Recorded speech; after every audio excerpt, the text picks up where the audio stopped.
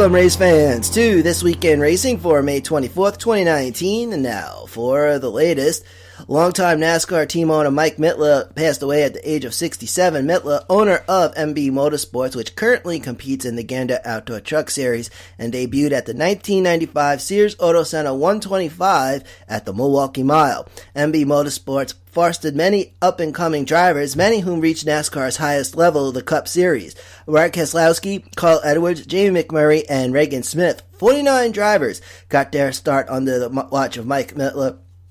MB Motorsports has over 300 career starts in the Gander Outdoor Truck Series, dating back to the Truck Series' inaugural season, 1995, which back then was known as the Craftsman Truck Series.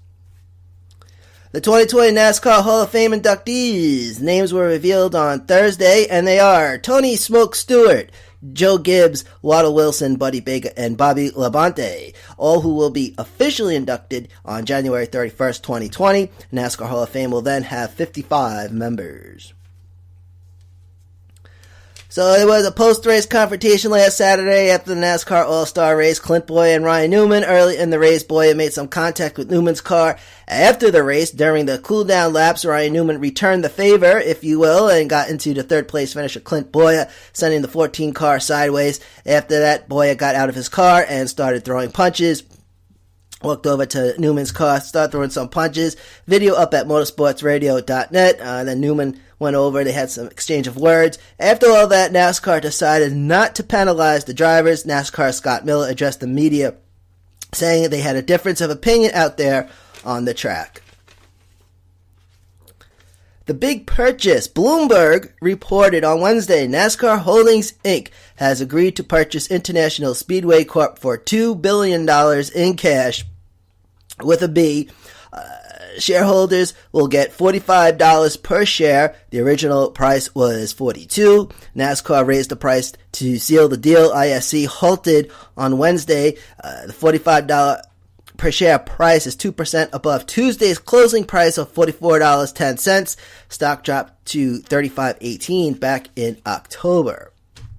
So basically, the France family owned a little chunk, everybody else owned the big chunk, and now the France family owns all the chunks. So this should be an interesting story as it develops here. Two-time Indy 500 winner Al Unser Jr. arrested on OWI charges. Unser Jr. was pulled over in Avon, Indiana after being clocked doing 59 in a 45 and failing to maintain lane of travel. In other Indy news, Fernando Alonso gets bumped from this year's Indy 500. An array of problems during testing, practice, and qualifying. Alonso is looking to score Motorsports' Triple Crown, winning the Monaco Grand Prix, Indy 500, and the 24 Hours of Le Mans. Indy 500 is the only one that Alonso hasn't gotten yet, so we'll have to wait till next year. Formula One legend Niki Lauda passed away. Three-time Formula One world champion 1975, 77, and 84. 75 and 77 for Ferrari, 84 for McLaren. In 76 was involved in a fire crash in Germany when his car burst into flames after hitting a wall coming out of a turn at the Nürburgring circuit. Early F1 cars had a reputation of turning into balls of fire. This incident in 76 led to the making of the Ron Howard film Rush. Lauda also later on worked for Team Mercedes, most recently for a little while. Lauda also had his own airline, Lauda Air. So Niki Lauda was 70 years old.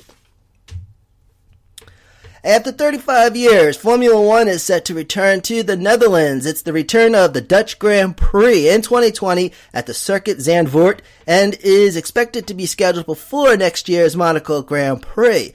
The Circuit Zandvoort, located 18 miles from the center of Amsterdam. One other addition to the 2020 schedule is the Vietnam Grand Prix in Hanoi. Thank you, race fans, for tuning in. This is Manny Allegretto for Motorsports Radio USA podcast, motorsportsradio.net.